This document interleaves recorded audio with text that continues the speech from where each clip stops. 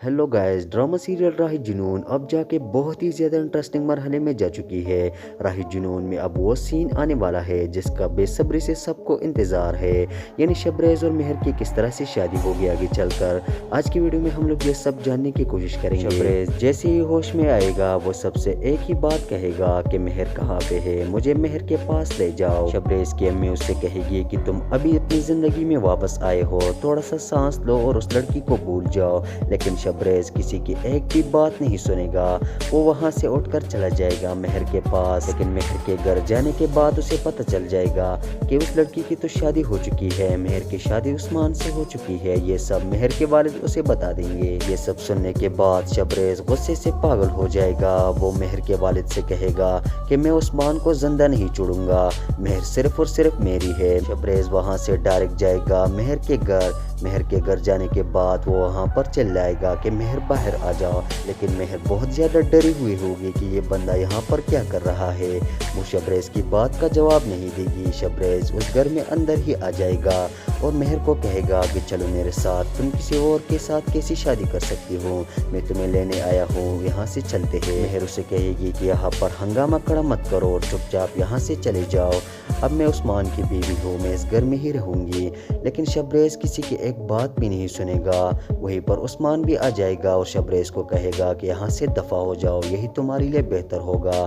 शबरेज़ बहुत ही ज़्यादा गुस्से में होगा, वो उस्मान को भी मार देगा। वहीं पर अच्छी खासी लड़ाई इन दोनों में शुरू हो जाएगी। मेहर शबरेज़ से कहेगी कि चुपचाप यहाँ से चले जाओ, तुमने मेरा जितना तमाशा बनाना था वो बन चुका है, इस हालत के ज़िम्मेदार यहाँ पर सिर्फ और सिर्फ तुम हो। मैं यहाँ पर पहुँची हूँ तो सिर्फ तेरी वजह से पहुँची हो, तुम्हारे लिए यही बेहतर है कि चुपचाप यहाँ से चले जाओ। अब मैं तुमसे मोहब्बत तो क्या, इतनी नफरत करती हूँ कि मैं तुम्हारी शक्ल भी नहीं देखना चाहती।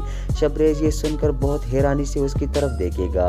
वही दूसरी तरफ ज़ारा भी इस बात का बहुत बड़ा फ़ायदा उठाएगी कि शबरेज़ वापस आ चुका है मेहर को पाने के लिए। वो भी शबरेज़ के साथ देगी और शबरेज़ से कहेगी कि हम दोनों की हालत एक ही जैसी है, मैं उस्मान को पाना चाहती हूँ और तुम मेहर को पाना चाहते हो, तो हम दोनों एक दूसरे का साथ देते हैं और इन दोनों की शादी को ख़त्म कर देते हैं। ज़ारा को भी वहीं पर पता चल जाएगा कि शबरेज़ ने मेहर के हस्बैंड को यानी फहद को अगवा नहीं किया था, तो वो भी ये बात मेहर से कहेगी।